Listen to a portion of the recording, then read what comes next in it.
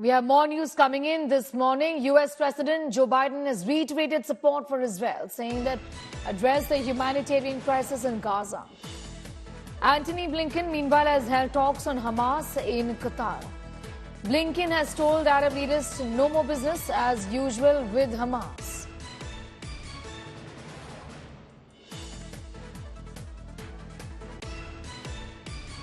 It's also a priority for me to urgently address the humanitarian crisis in Gaza.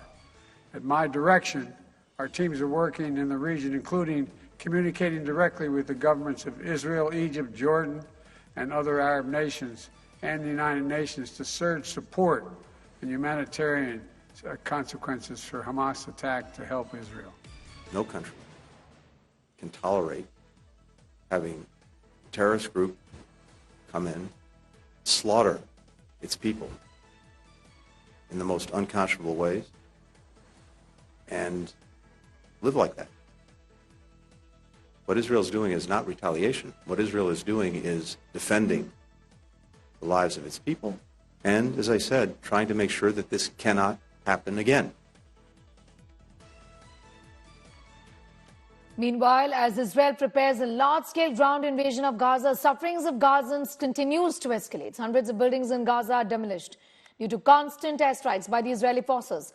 On Friday, Israel Minister of Communications announced that the Israeli government will stop all internet services in the Gaza Strip.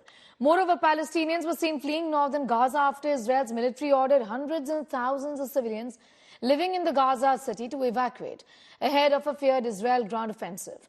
Hundreds of Palestinians in Gaza were moving south with their belongings tied to their cars and loaded in carts. India Today, meanwhile, continues to report from war zone. India Today reached the Al-Bureji refugee camp, which saw an unprecedented destruction by Israeli airstrikes on Thursday night.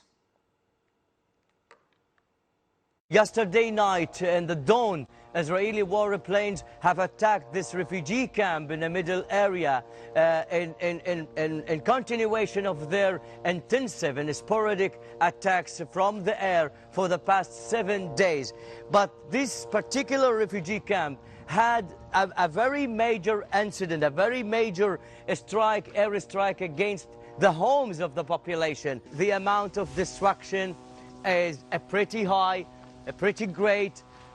This is absolutely unprecedented in the Gaza Strip.